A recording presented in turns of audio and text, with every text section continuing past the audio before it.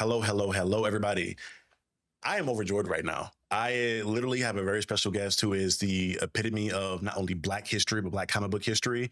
I am joined by Mr. Joseph P. Illidge. How are you doing, sir? I'm doing well. Thank you for having me, and thank you for that kind introduction. Yeah, man. I have been a big fan of a lot of your work even before I knew all of what your work was as I was growing up. You've done a lot of different things in your career, from being a writer to certain things. I think you're most known for probably being editor on some more prestigious books, as well as being producer on some shows that we've seen throughout history. But I want to start with your journey into the space as a whole. Like, did you always grow up a nerd? Were you always into comics? What was that journey for you into the space? I was in it from the beginning, like like first grade, and it's funny. My earliest memories are my mom every Friday after work, and after school I would go and stay with her by her job, and then we would leave the job, and like 2 blocks away there's this newsstand, and every Friday evening we'd go there. Mom would buy herself soap opera magazines, and she would buy me comics, right? And my dad, interestingly enough, he wasn't into the superhero comics, but he was into Jonah Hex, Scalp Hunter, Sergeant Rock, and Deathlock. So I found Interesting. out about Deathlock like in the way back, right? So I was getting that comic book energy from both sides, and my mom, even though she didn't understand it, like it was the 70s, right? But, she was like, okay, he's getting good grades in school. So, keep him reading. And I was blessed to always have an exceptional reading aptitude. So anything that she felt that she could do to nurture that reading, she did. So I was in it from early on. And, I started as a DC kid, and then when I was in the fourth grade, like my aunt gave me my first X-Men comic book. And then that's it, right? Like Right. you read X-Men and it's over. Like you're not walking away from Marvel Comics at that point. And the thing is, Marvel was just more sophisticated, and back in the day, you know, the kids were like, because we're talking Brooklyn, like Flatbush. That's a neighborhood I live in now, like in the 70s. And it wasn't cool to be reading comics, man. But if you were reading comics, the word was you had to be reading Marvel. DC stood for dumb comics. So people were all about the X-Men, the Avengers, Master of Kung Fu, the Incredible Hulk. Like those were some of the top comics that people were reading. So yeah. That's interesting. I love hearing just like the cultural differences from like back then versus now. I feel like it kind of mirrors that a little bit nowadays with the rise of the MCU and things of that nature. But that's interesting. Getting Yeah. into your professional career, did you always know you want to? Well, I'm not sure if any kid knows they want to be like in the editor space. Did you want to be a writer initially, or what was your journey into wanting to be in the space? 100% I wanted to be a writer. Well, actually, in the way back, I deluded myself into thinking I would be a comic book artist, right? Because in those days, there were two people that everyone basically looked up to. It was John Byrne and George Perez. And you Mhm. either wanted to be one or the other. And I had a decent enough artistic aptitude that I could draw. So I went to High School of Art and Design, and I went to School of Visual Arts here in New York, but I don't have the skill to draw from imagination like these amazing comic book artists that really help define our industry. I could draw a live model, or I could draw like a scene that I see. But from here, that wasn't my fate. That wasn't my path. And so, funny enough, my friends in college, including Chris Batista, who would be the founding artist on the Steel series and is now drawing Gatchaman for Mad Cave, he said, "Hey, like you really have a good aptitude for stories. You have good story ideas. Have you ever thought of writing?"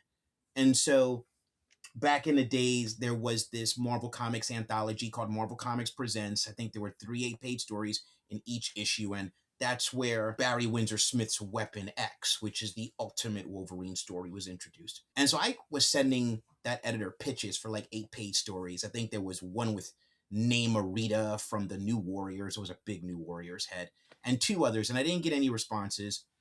And I was working at this art supply store, and I meet Jimmy Palmiotti, who's like, a legend in comics.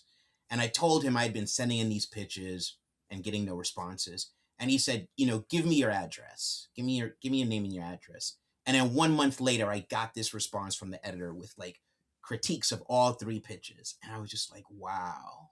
Right. It was like, okay, that's cool. Like a Marvel editor actually responded to each of the pitches in detail. And so then when I was told about Milestone by a friend of mine, at first I didn't go. He told me about the company. He was an intern there, and it's a Black owned comic book superhero publisher. But in those days, internships were not paying. So I was not interested in working for free. And then I ended up in between jobs, which, as we know, is a euphemism for unemployed. I think it was after 6 months of not having a job, or 5 months. I went to a newsstand, I saw these comics on the spinner rack, but then I saw Icon, and that was it. Like I saw that comic, and I was like, I have to work there. I have to work at that company. They're gonna change things forever. I have to be there, you know. And I interviewed. I thought I nailed it. I blew it. My friends stood up for me. They gave me a shot. And that was a beginning. You know, I started as an intern.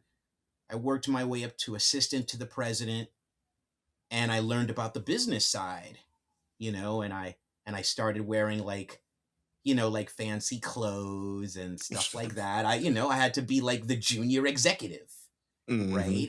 When I would go out in the world, whether I was taking a package to DC Comics or going to a bank or something like that, I knew I was representing Milestone. I was representing the presidential office. So I had to dress accordingly. And then after a while, I transitioned to editorial because like Dwayne McDuffie hit me with the bug, man.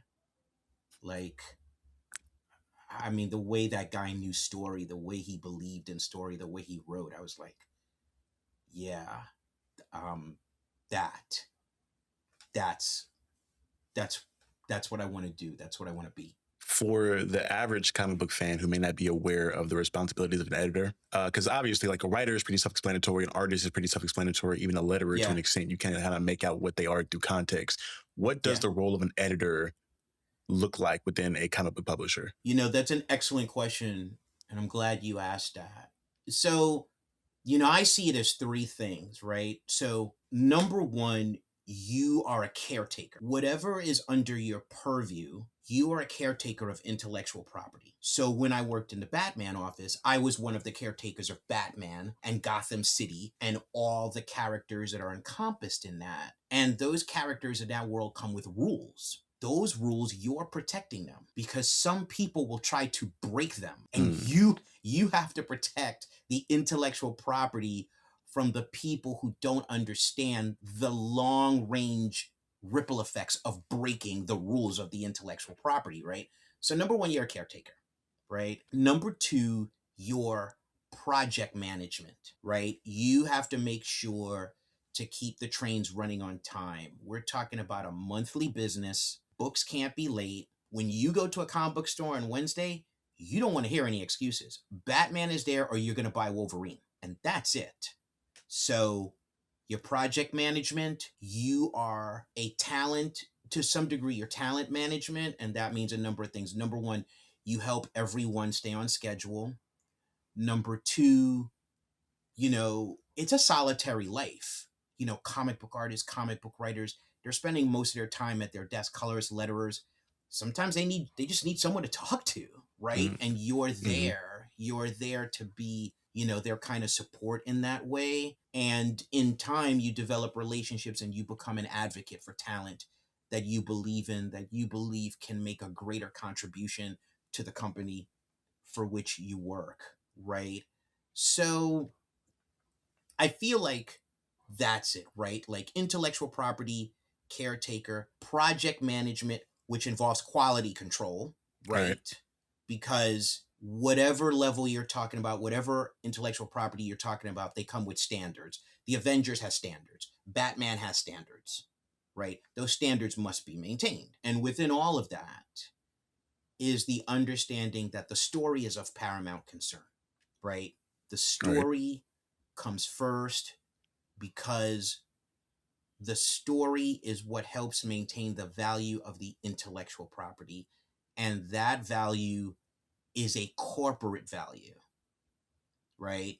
Batman involves billions and trillions of dollars in earnings and profit over a period of years, right? And the foundation of that is the comics and the rules. Obviously, you mentioned how your role as an editor is to upkeep these rules. These rules are edged in stone. These rules are the gospel. Yes. How do you go about managing innovation? Because I'm sure every now and then there's going to be a writer who comes along with an idea that may be outside of the box, that may not be 100% in line with those rules. How do you manage allowing this character to grow and innovate over time and perhaps bring something forth that is groundbreaking in regards to that character, and also sticking to that rule to make sure that we're keeping the status quo somewhat the same? So what you do is there are core tenets of characters, right? You make sure that that line of core tenets is maintained. But outside of that line is the room for innovation, is the room to swing for the fences, right? And we've seen that throughout the years, specifically with Batman. We've seen writers like Greg Rucka, Tom King, Scott Snyder, Chip Zdarsky. Now it's Matt Fraction, right? Devin Grayson. We've seen writers follow the core tenets of the character, but take big swings. And what part of that comes down to is, as an editor, it's the responsibility to communicate to creators that rules aren't limitations. They're opportunities for you to test the character. You can put the character in dramatic situations so that you can stress test those rules. And that's where drama comes from, right? Like, Batman does not kill. Then you've got to keep pushing him, right? And somehow he's got to stay straight with his spine and not do it, right? But the drama isn't constantly pushing these characters beyond the limits that they understand so that they can overcome that and develop new limits. Right. Understanding that, especially as somebody who had dreams of being an editor initially, how do you go about balancing the collaborative effort of looking at a writer's script for a book and seeing things that you feel like can maybe be tinkered here and there? How do you go about giving that critique or that possible suggestion to a writer who's obviously probably, as anyone else, would be more, we'll say, sensitive to their work, because it's something they're passionate about? How do you go about like inferring suggestion there without just kind of taking the project over? Well, the first thing I do is I say, hey, let's have a phone call or a Zoom call. I find that emails can be misunderstood in tone, right? So if we're getting into, hey, let's talk about this script, that's not happening over email. That's happening over phone or Zoom. So that's number one. So that way we hear each other's voices and we know the intent and we see each other's faces, right? Secondly, I will identify areas and I will call them areas for improvement, right? So psychologically, as humans, we respond to terminology. So if you go to someone and say, hey, there's a problem, that has a negative connotation. If you go to them and say, hey, we have a challenge to overcome, that's different, right? Because then it's like, oh, a challenge is something to be overcome, and you and I will do this together, right? So I will identify challenge points in scripts and we'll talk about them. And I'll say, here's one possible solution. Throw it in the garbage if you like and come back to me with a better one. But at the end, whatever you accomplish has to result in this, right? So you identify the challenge areas and you give the creator the opportunity to create their solution to the problem so that they can own the solution. Bad editing is when you're rewriting other people's stuff and when you're coming up with all the solutions, right? Because that means one of three things. It means you haven't chosen the right person for the job, or you really want to be a writer, but right now you're an editor, or you're not collaborative, right? Comic books is one of the most collaborative mediums there is. It takes thousands of people to make a movie. It takes like 6 people to make a comic book. So we all need to get along, right? We need to know how to communicate to one another. So you identify challenges and you give the creator the opportunity to find the solutions, right? And hopefully you have the right person, you have the collaborative person. And so that's how it works, or at least that's how it works for me. Different people have different methodologies, but the one I just told you is my methodology. Okay. Now I want to fast forward a little bit, and we're Okay. going into the meat and potatoes here a little bit when we're talking Yeah. about the new history DC the Dakota Incident. Yes. Going into this book, I want to know, what does Milestone Media mean to you, and what does the legacy of Dwayne McDuffie with this company mean to you going into this book? Okay, so Milestone is where I found my purpose. I was 23 years old. I didn't know what the future was going to be. And that's when you get past all this BS that you tell yourself about, oh, I want to be this, I want to be this, I want to be this. But there's a lot of people that at certain juncture points in their life, they don't know. They don't have the answer. They don't have the destination. The horizon is gray. Milestone gave me a very clear purpose and showed me what was possible.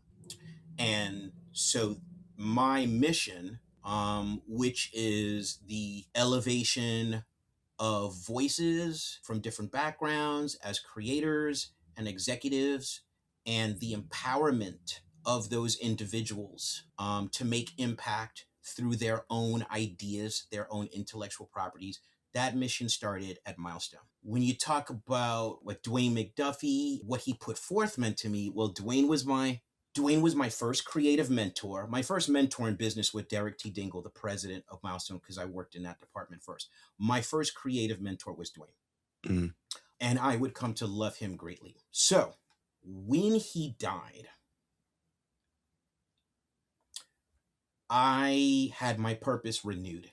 It kind of went hazy for a while. But when he died and I got past it, it returned with a crystalline clarity and a vengeance. And I was like, okay, this is it. This is the mission. It never ends. And insofar as what Milestone means to me, Milestone dies over my dead body. That's what Milestone means to me. With that passion and knowing that, walk me through the beginnings of the formation of the New History DC Dakota Incident. What was it? Was it a pitch from you? Was it an initial phone call from Marcus Draper? What did that situation look like? So it started with Marquise. He and I had a really great working relationship on the Shadow Cabinet series that I did, the 4-issue series. And he said, I have a germ of an idea project I want to put together, and I'd like to bring you into it. You did a great job on Shadow Cabinet. Reginald Hudlin and Dennis Cowan, said, hey, if there's a Milestone plan going forward, got to reach out to you and see if you're interested. So I said, yeah, sure. Whatever it is, let's go. So he built the writer's room, which was myself, Stephanie Williams, Morgan Hampton, Nicholas Draper, Ivy. And in that writer's room, with the presence of Brittany Holzer, senior editor at DC Comics, and Mark Waid, author and of the New History of the DC Universe, we started talking. And, you build it from a very nucleic idea, and then you start building it and building it and building it. It's not a situation where you walk into the room and it's like, here's a document, this is what this is, you do this, you do that. It's the building process. It's starting from a germ of an idea and nurturing it and finding the story. What the story is, what the theme is not usually immediately evident. It reveals itself in time. And once it's revealed, then you're off to the races. So how familiar were you with anyone on the writing team up until that point? Like a Stephanie, Nick, Morgan? We were all friends. Oh, okay. I've known Stephanie, I think, for 11 years now. Okay. Oh, wow. And okay. I've known Stephanie a long time. Nicholas, I've known, my goodness, I think 8 years now, possibly 9. Morgan, I've known for about 3 years because Morgan came out of the Milestone Initiative. And so I met a number of the initiative people, I think, right after that program completed. Morgan was one of them. I think he was the first one to get a regular book because he became the writer of Cyborg shortly after the completion of the Milestone Initiative program.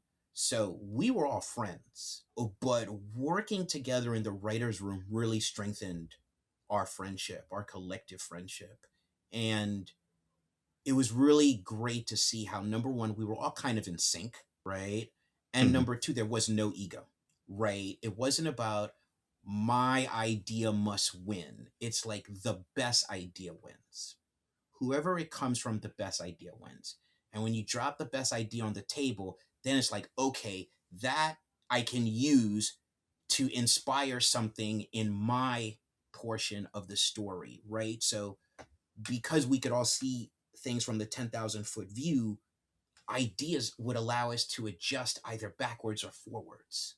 And that's when you start having fun, right? It's like, okay, we know what the story is, and it's like now it's time to get into the scripting and really get our knuckles into it. And so, Marquise provided a nurturing environment for that, and he provided some guidance, some thoughts. He gave some input because Mhm. of his editorial understanding, not only of the Milestone Returns era, but you know, he's read all the past material. He has the Milestone Bible from the 90s. They have the files of all of those old comics, most of which are now in Milestone compendiums. And so, with that guidance and giving the four of us the room to really work this story, Mhm. we came to it and then we started scripting. And then that's when you start getting into the details and changing this, changing that, you know, until it's one uniform thing. So in the writer's room, I've seen a bunch of different interviews and conversations from the rest of the team in regards to how much Milestone meant to them and what books meant a lot to them. Yeah. You being there from the very beginning, did you see any differences of perceptions of the characters or how certain characters should interact in certain moments, whatever it may be, because you're interacting with writers who are inspired by this thing versus being there from the inception and seeing what the original plans were, the original templates were for these characters? What was that differentiation of like a generational gap in Milestone looking like? Yeah, it's interesting. So I think there's two things. Number one is it goes back to what I said before about the core tenets, Mhm. right? We knew that we had to maintain the core tenets of Icon, Rocket, Static, Hardware, the Blood Syndicate, Mhm. right?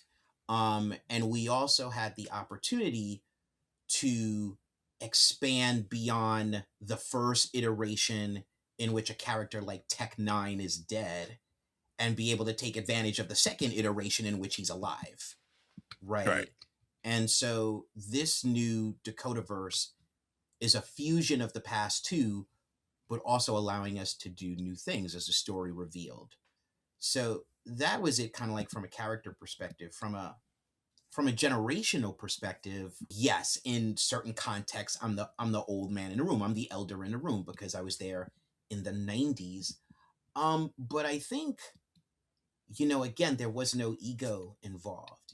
I just went in there to be part of a team, and hearing different perspectives is always great. It helps illuminate your own, right? And sometimes I'll talk about my perspective, right? Because I have an intimate understanding of these characters. So sometimes, let's say if I feel we're going too far off the rails, I'll say, okay, this is who Curtis Metcalf is. These are the core Mhm. tenets of Curtis Metcalf. So to give you an example, I think one time there was talk about Curtis Metcalf being an inventor, right? Because Right. when you think about hardware, you think about the Iron Man analog. And so I said, just so we're clear, Curtis Metcalf is a scientific genius. He knows all the scientific doctrines. The one he chooses to indulge in the most is inventing, but he knows quantum physics. He knows superstring theory, right? He knows Right. the atomic and the subatomic. When he was like 8 years old, he was creating things that a 23-year-old would create.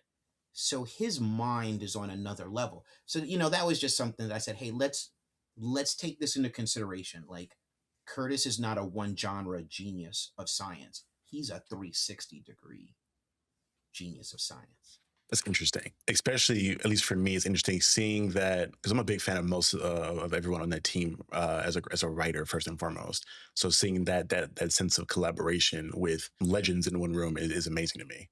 Getting Thank you. into your portion of the story, 'cause I think you wrote Act One, correct? Yes, that's right.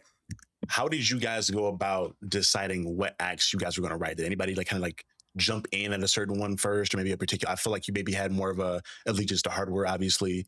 What was that decision making looking like? That was really Marquise. Marquise casted everyone. And, I feel like he did the perfect casting, right? Because as you pointed out, I'm first generation Milestone. So it made sense for me to write the chapter of the rise and emergence of superheroes in Dakota, right? Hmm. Stephanie Williams did the second chapter with the Suicide Squad, which is interesting because she said in various interviews she usually is given like the character stuff, but getting to do action, she got to really flex. And I mean, we saw she flexed for real. And Hmm. then the third chapter was Morgan Hampton, and Morgan's really great at like these interpersonal dynamics among large groups. He writes the Green Lantern Corps, that's his monthly book. And so I spoke to a retailer friend and he described that, we said, okay, this chapter is kind of like the West Wing. It's like a political, sociological drama happening here. And then the framing sequence, which was the introduction in the future, and then the return to the present, that was Nicholas Draper Ivy writing, which made perfect sense because that heavily involves Static, and Hmm. Static is a character that Nicholas is very emotionally invested in because he helped redefine Static over the last 6 years. Um, in Static Season 1, which he illustrated and Vita Ayala wrote, and Static Shadows of Dakota, which he both wrote and illustrated. So, in the looking at collaboration further, but more so from the lens of writers to artists, what challenges, if any, did you guys have? Because I think each of you, if I remember correctly, had like different artists for different portions of the book.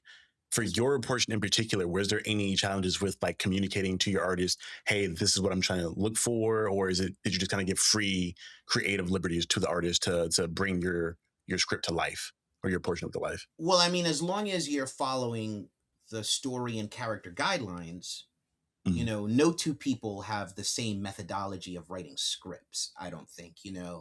And my feeling about a script is a fusion of direction, not instruction, direction and conversation, right? So Mhm. my artist was Valentine Delandro, who I've known for 10 years now, but I never got the opportunity to have him draw something that I wrote. So this was amazing. I think the first thing that I said at the script before page one, panel one was like, Val, great to have you aboard. If you come up with a better way to do anything, aside from my script instruction, do it. Right. Because the Mhm. artist has the greatest burden, right? They have to do so much. The artist and then the colorist, but the artist I feel like has the greatest storytelling burden. And so I am a collaborative script writer, you know. And in different things like, hey, if I see something, that's a concern I have a question about, me and the artist will like bat Right. it out. I try to have, a conversational climate and relationship with the artist. And again, a lot of them I know. So yeah, we were all allowed to have our individual scripting styles. And again, Marquise is the editor. He's seeing all the scripts and he's working with us to tweak and noodle and refine so that it's the best, most clear version of the script, right? And that's where Right. his expertise comes in. And listen, writers are always going to some degree fight back, right? Because we feel Mhm. very possessive of all of our ideas. Like everything we do is right? But then you have the conversation like, okay, I totally see where you're coming from. Let me take the challenge that you gave me and let me solve it in my way to give you what you want, right? So Right. yeah, so that's how it goes. when you're going through a process that I feel like many writers, and I can attest to this myself, seeing your script being brought to life for the first instance, maybe you get the storyboard back for the first time, maybe you get the actual ink. Does that feeling for you ever get old, or is it like, is it brand new for you every time you get to see your script brought to life whenever you write? Brand new. It never gets old, right? You could be having a crappy day and you open your inbox near pages and suddenly your day got better, Hmm. right? It never gets old. Like you said, you've experienced that. And let me take a moment to congratulate you on the manifestation of your own comic book. It is not easy. It is hard.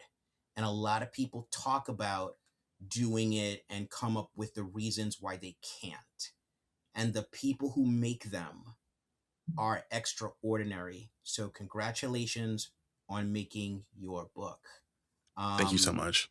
you're welcome. And so you know what I'm talking about, right? Like you open Hmm. your inbox and you're like, what? And whatever is going on, you're like, that can't wait. And you immediately you download all the JPEG files or TIFF files or whatever. And then you look at them and you look at them next to one another. And maybe you print out some of them and you're just like, oh man, this is cool. And you get This it is cool. in ways, I feel like, because you get, obviously you get the storyboard, then you get the link, and then when you get it back in color, oh man, Yeah. that's a different ball game. Seeing It's everything in the color. it's the layers, right? Because every part of the process is an art form and that person is telling a story. The writer is telling a story, passing it to the artist to inspire them to take that story to the next level. Their work goes to the colorist to inspire them to take it to the next level. The letterer gets all of that and says, okay, I've got to give this lettering personality. I've got to give it context. I have to give it style. Like every part of this is an art. Nothing is simply a function.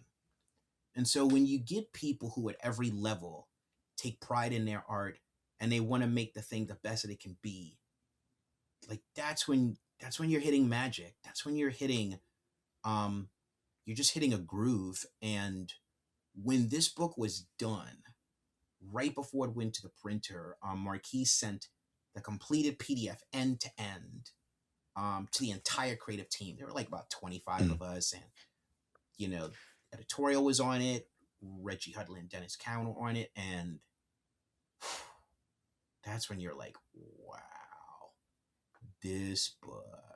Like, I remember when I worked in Batman editorial and we were doing Batman No Man's Land. I got there just as No Man's Land started, but I remember hearing how when Jordan Gorfinkel, who was an editor there, over a weekend came up with No Man's Land. And Monday morning, he goes to Denny O'Neil, the legendary Denny O'Neil, who was Batman Hmm. Confederate at the time, and he gives him the pitch, and Denny reads it.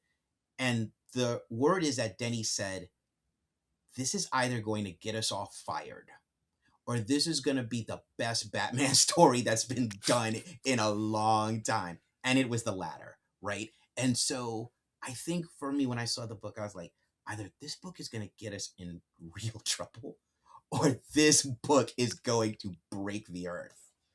Right. And we got lucky.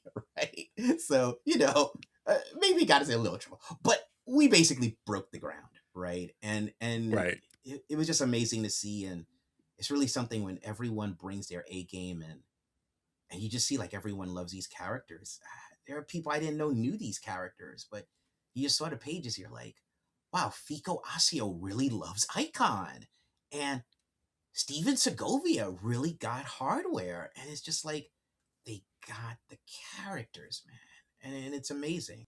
Now, talking about some of let's get meta for a second here, and talk Sure. about the book Sure. and its reflection of things. When I first read it initially, I thought, oh man, they're trying to say something here. Because initially, from my Yeah. perspective, it looked like you guys were making a lot of allegories of Milestone as an entity historically to the characters themselves, and the fact that these characters, and spoiler alert for people that haven't read the book yet, which at this point you should have read the book, so this shame on you. Seriously, for real. It felt as though these characters were being obviously forced into retirement and unable to operate in their prime, and reflecting that in Milestone in a way that Milestone kind of shut its doors initially. Was that a purposeful thing in regards to that allegory there, or is that something that kind of is more coincidental in how things happen? That was It my was read on it, some at least. no, listen, it's meta. There is no question about that. Right? But the way the process goes is in the beginning, you're writing a story. Hmm. And then you hit this moment where we're all like, oh, that's what this is about. And then you have a choice. It's like, am I going to run away from that, or am I going to run right into it? And we were like, nah, let's go. We were like, listen, we're in a time in the world in which there's no more time for timidity. Mm-hmm. There really is not. It's like, you got to go for it. You got to go for the truth. And so we chose to run right for it. We got the company's support. They didn't ask us to shirk. We didn't shirk.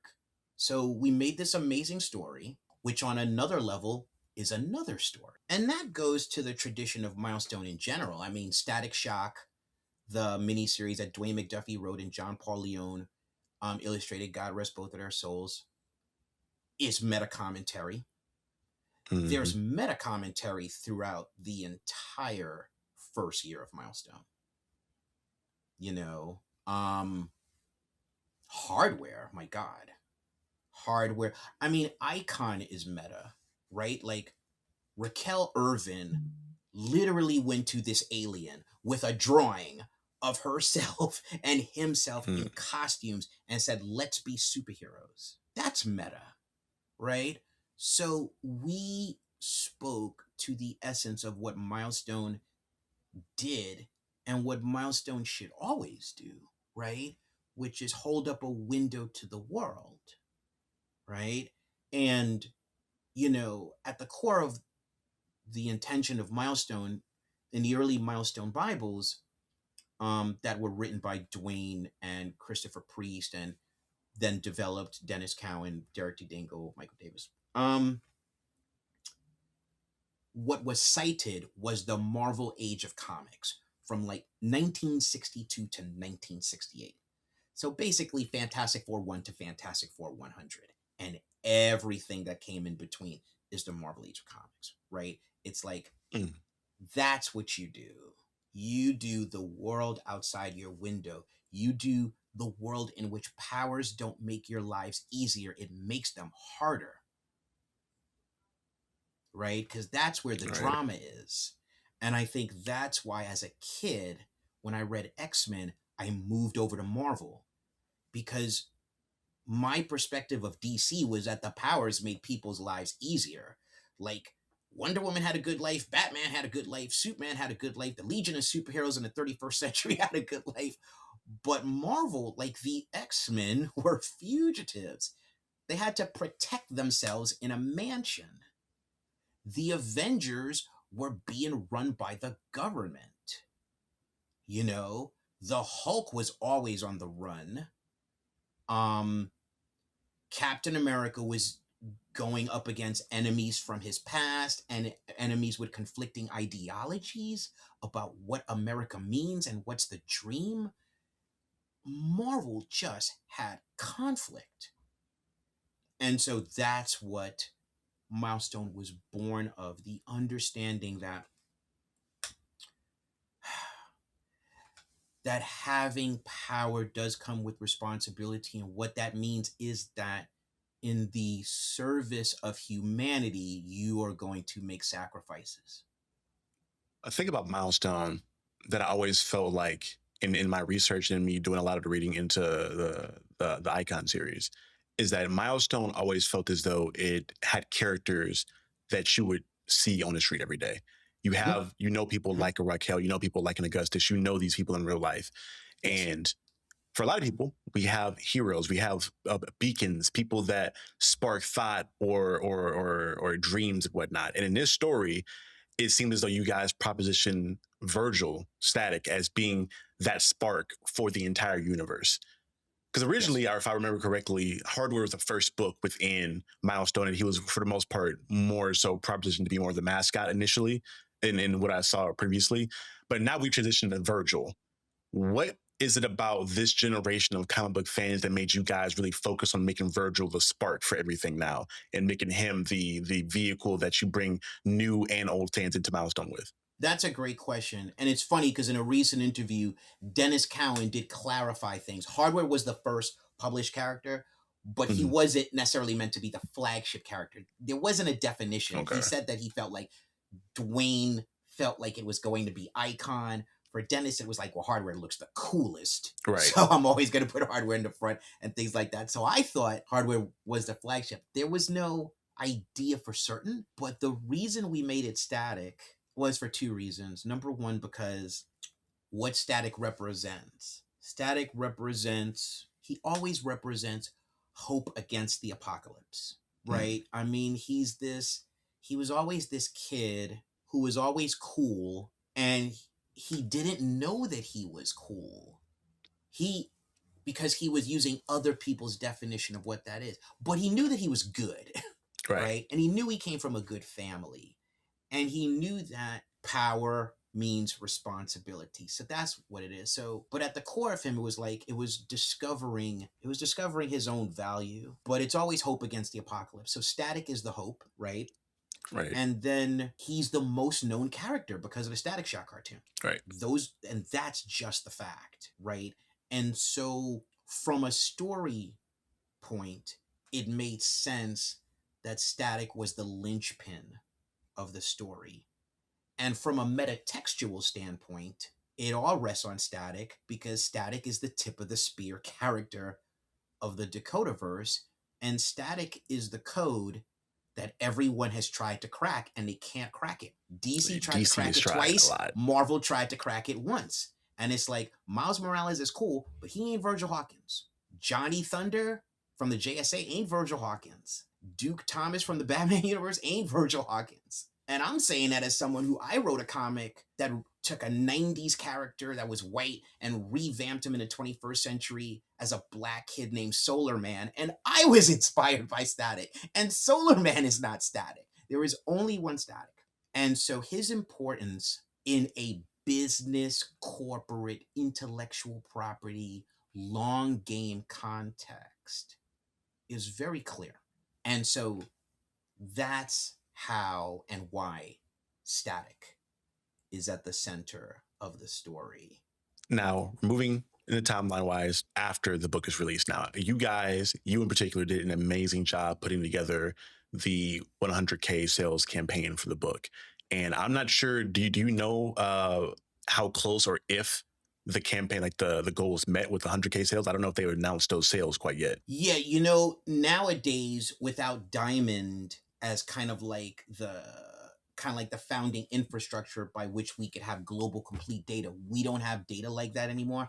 I don't work at DC Comics. I'm not privy to those numbers, but as we know, we're getting a second printing. Correct. Right? There's a new cover. You're all going to love it. DC will hopefully make this announcement very soon, which will tell you when the book is dropping in stores, thus when the pre-order date is.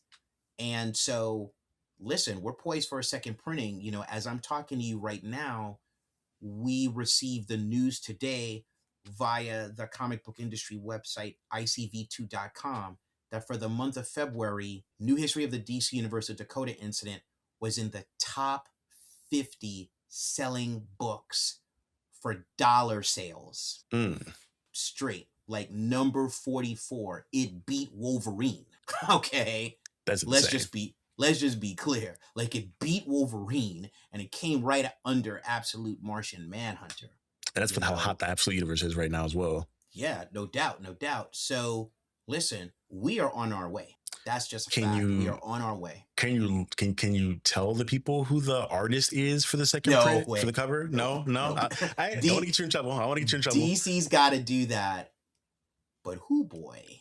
And insofar as the Dakota 100K challenge, thank you very much.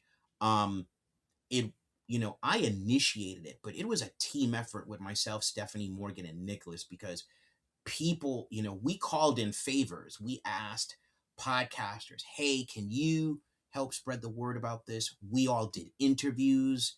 You know that we flooded our social media. Like, if you came on my social media, like in the months of January and February, it was Dakota Incident all the time. But what it was also was this conversation with all of you, right? Because there's so much frustration. And it's like, okay, and we're at a moment.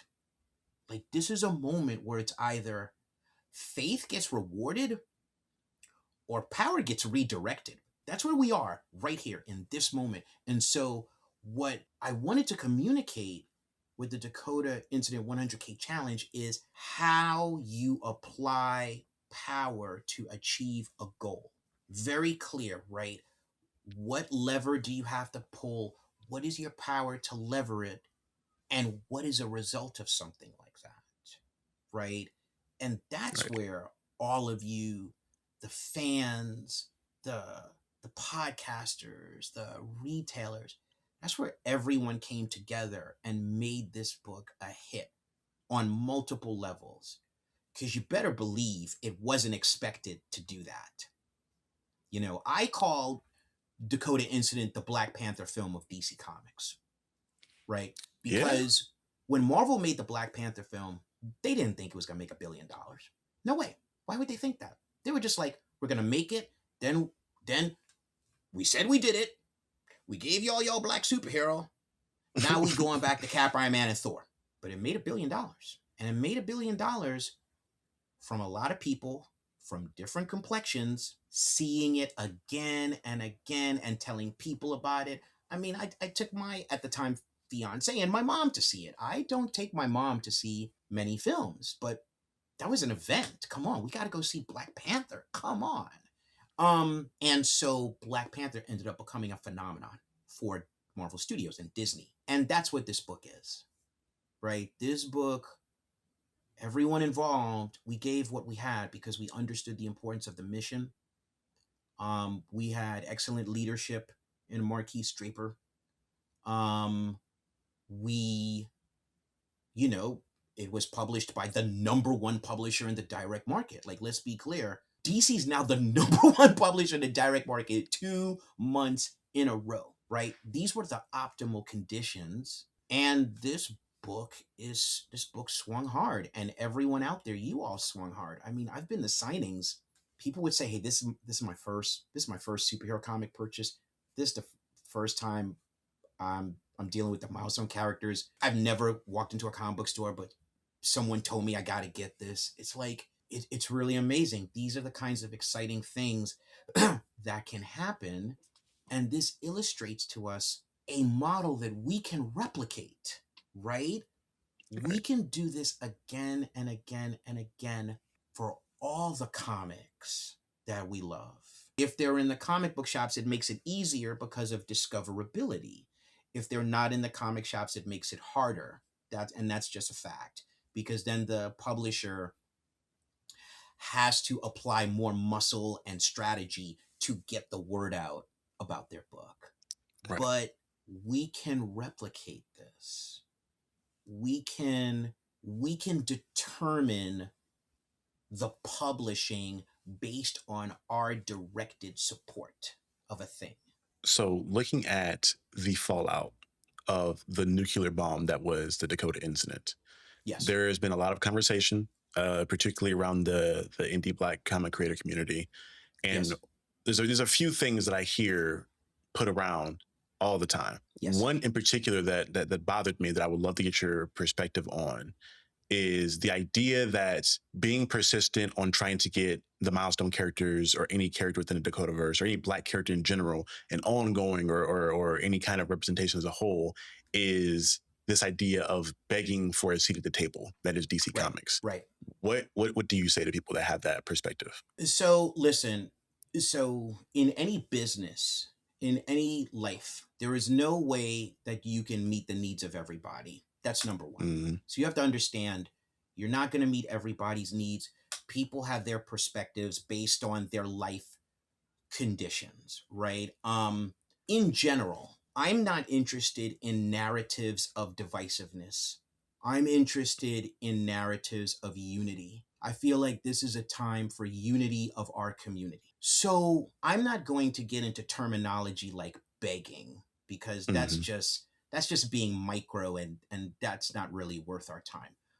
Let me put it to you this way. Back in the 90s, Milestone dealt with this before. Milestone dealt with this in the 90s. Like, all these people were saying Milestones, they're sellouts. They're dealing with DC Comics. Like, they're not for real. They're not Black, right? mm, However, there's a number of things to think about. Number one, it's kind of a hypocrisy to say that people of color working with corporations are not interested in the elevation of their people. Because I don't think anyone is going to roll up to Ryan Coogler and call him a sellout for doing Sinners Mm. with Warner Brothers Discovery. I don't think anyone's going to do that. I think they all know where Ryan Coogler stands. And I think it's clear what he believes in and what he's done for his people, for people in general, and humanity in general, and the business in general. He is an entrepreneur who believes in entrepreneurship and ownership. And that's why he signed a contract that in 25 years, the rights revert to him for Sinners. Okay? So let's take the Sinners example. Okay? Right. So now let's put that to comics. The distribution and publishing deal that Milestone had with DC Comics led to Warner Brothers Animation looking for a young black male superhero to launch a cartoon, looking at the entire legacy and cosmology of DC Comics and finding no such archetype. Someone shows them Static, and a cartoon is born. And that cartoon changes lives. Millions and millions of people and young people saw Static Shock, and it was like, that's my life. Like, no one has ever showed this to me. The Super Friends didn't show this to me. Bionic 6 didn't show this to me. You know, like G.I. Joe didn't show this to me. Mm-hmm. But Static Shock is showing this to me. Okay? Static Shock changed the world forever. That's just a fact. Right? You don't get the Spider-Verse without Static Shock. You don't get a lot of black independent creators without the example that Milestones and other companies, Big City Comics that created Brother Man, Ania Comics, you don't get it without Milestone's positioning and its time. You don't get it without the results of that partnership. Okay? So when people try to make this a binary conversation of Mm-hmm. us or them, black or not, like mainstream and indie, that's not the conversation. The conversation is that this is one conversation towards elevation of intellectual property and business, because the founders believed in helping to activate a future that would inspire the comic book industry that we're seeing now. We have never had more black creators, more black comics than ever historically. Now, this is the apex, and it's only going to grow from here. Okay? Roye Ekupe, creator of Iyanu Child of Wonder, inside of 10 years, his company Unique Studios got a publishing deal with Dark Horse Comics, which as a business archetype parallels the Milestone DC deal, and Iyanu Child of Wonder is a big animated hit around the world. Mm-hmm. This is the world that the Milestone founders and people who, sweated and bled before them, like Christopher Priest and Keith Pollard and Billy Graham and Jackie Orms and Orrin Evans. This is what they wanted for us. So why are we fighting one another when we should be seizing this moment and taking it, and all of us go in one wave to the future, to a future that, quite frankly, we are entitled to, because as with many other things of this nation, we helped found these industries, okay? And I remember a few years ago, I saw an interview with Daniel Kaluuya, and he said, "I'm coming to get my stuff." And I knew what that meant. He meant, I have helped build your thing, Mm-hmm. and I am now coming to get my stuff. That's what we need to do as a community with comics. We need to go get our stuff, right? And as Walter Mosley pointed out in a nonfiction book that he wrote, which I believe was called Life Out of Context, when he talked about movements, he said, as individuals, we don't necessarily think we can accomplish anything because we think we're alone, you know? Um, but if you choose a mission and you pursue that mission doggedly, as you do it, you'll look to your left and you'll look to your right, and you'll see that there are other people coming on a trajectory and they're with you. And then there's a bunch of you going in one direction. That's a movement. That's a movement that can change weather patterns, that can stand up and change things. And that's where we Right. are right now. We're at a point of movement and the possibility for great unity and great change. When looking at this time period, as you mentioned, in movement and moving towards a future, there are so many different Black indie creatives that are out there that have their books that are created, they have their passion projects that are made, and they are looking to get momentum behind their books. You guys and your creative team did such an amazing job. Yes, Milestone has a legacy behind it, but you guys did your boots on the ground movement to get that book into as front of many people as possible.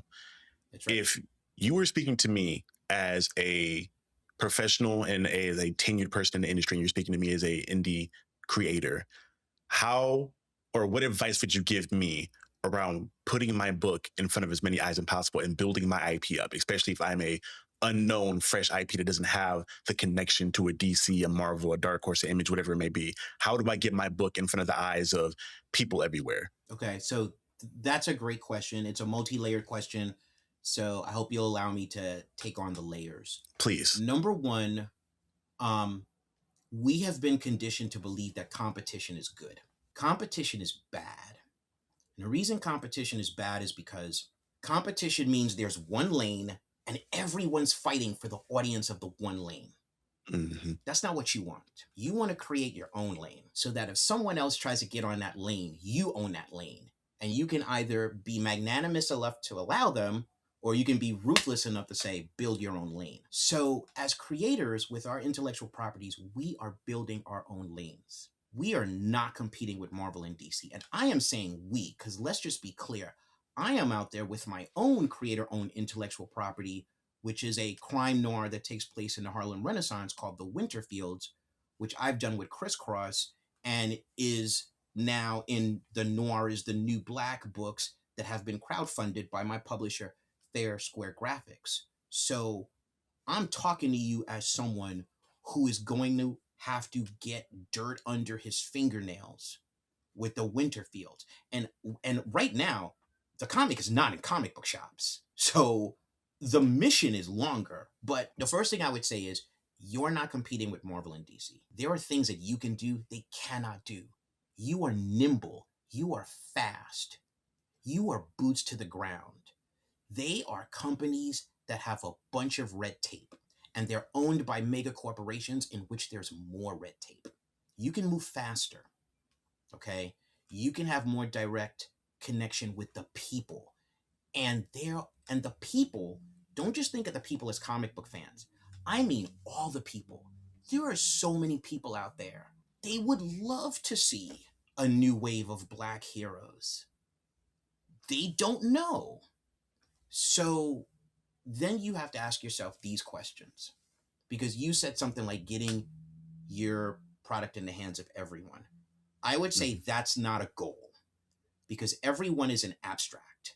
So what I would suggest that you ask yourself is, who is my audience? What are their points of consumption? Where do they get the stuff they consume? And how do I get my product there? And underneath all of that is quality. Because here's the thing. There are people with money out there, and for them, when they see quality, the price tag is irrelevant.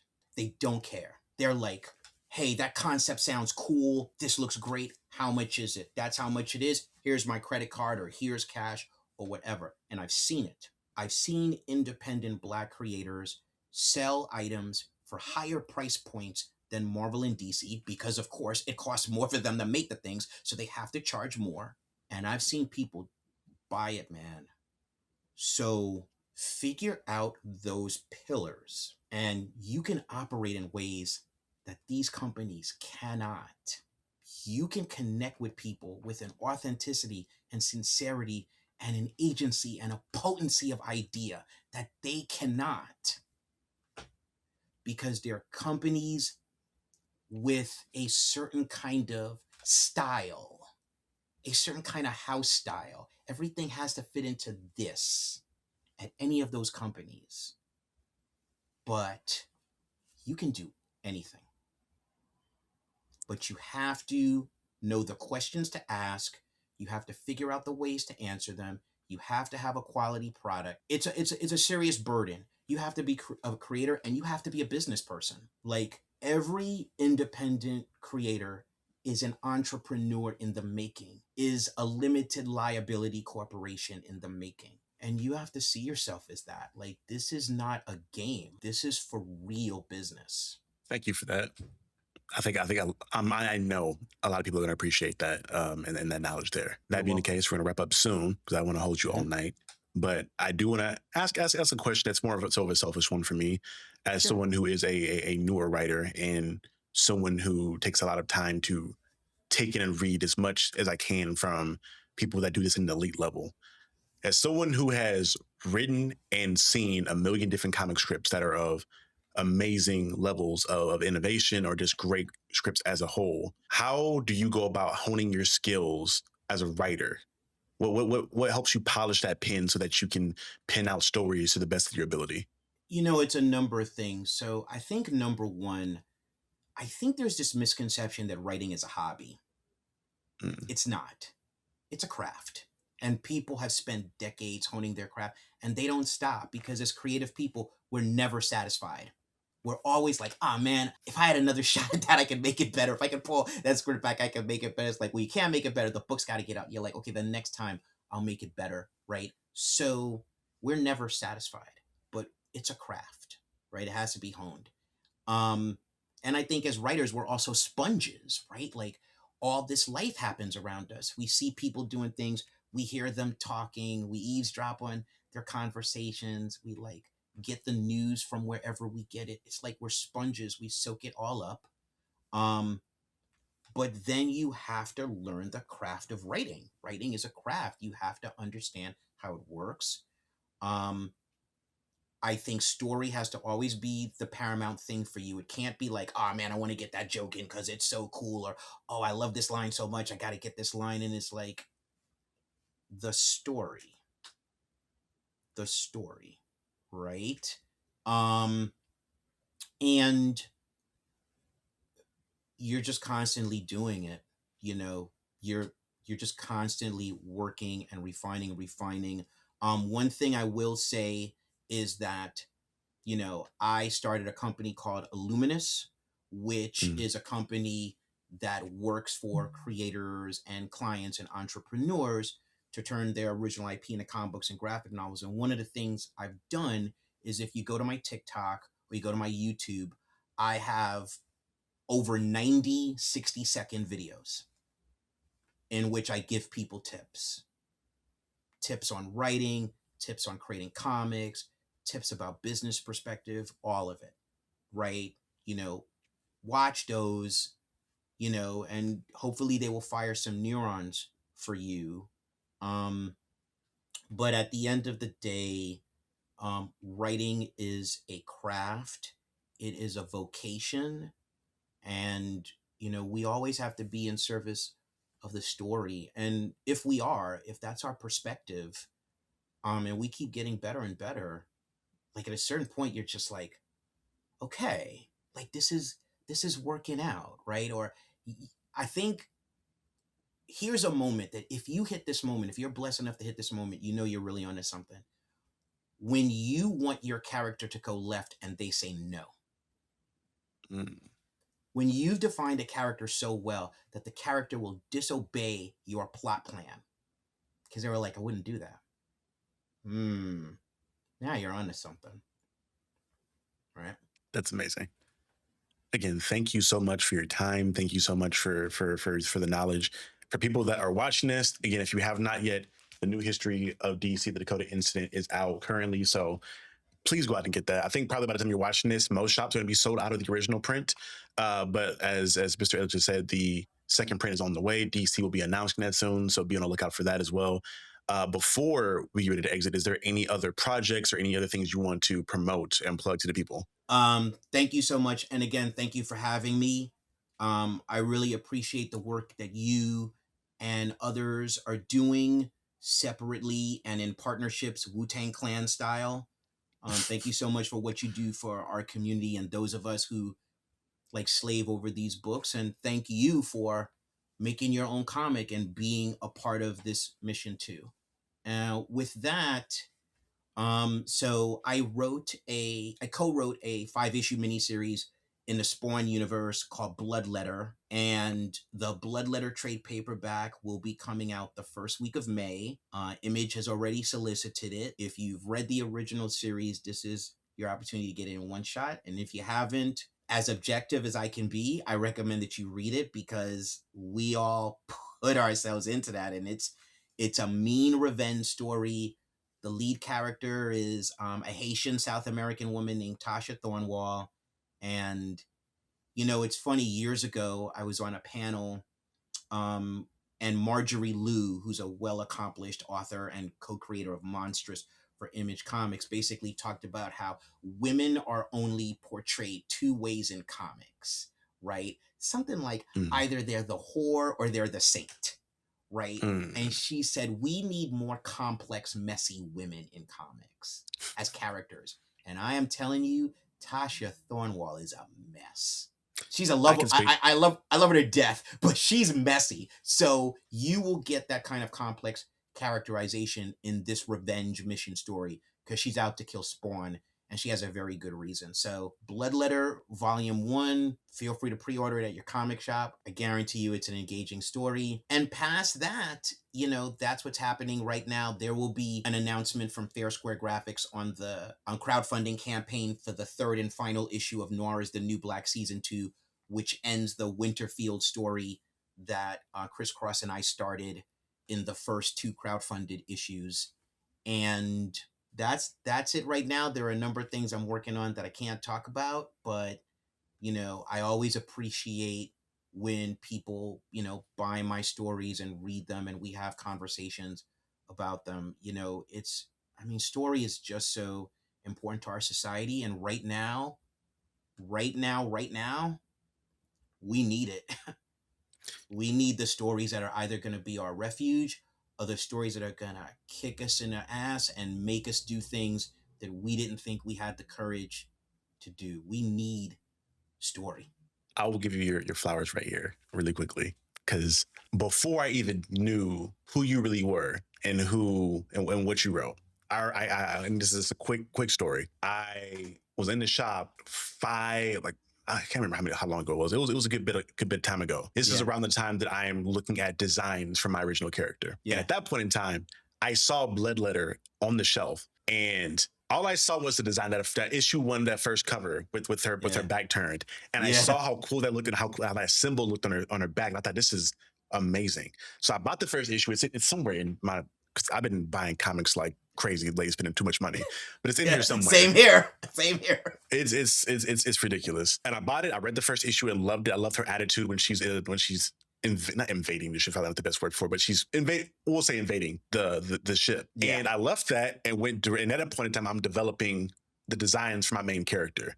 And Yeah. one of the things that I was really big and insistent on is that I have to have these designs of the runes from the story that I was writing on the back of this jacket because it looks so dope. Nice. So I wanted to give you your flowers on that because, again, before I knew who you were continuing to inspire in ways that maybe you didn't even Wow. know. Well, thank So you. That's very that's the kind. story for that. But Wow. yes, everybody, if you have any interest in any of the things that Mr. Illich just talked about, I will be sure to get links from him so I can have links to all that in the description below of this video as the time you're watching this. Again, Mr. Illich, thank you so much for coming on. Thank you so much for your time. You are indeed Black history. You are Black excellence, and you are integral for everything that we've gotten up to this point. So thank you so much.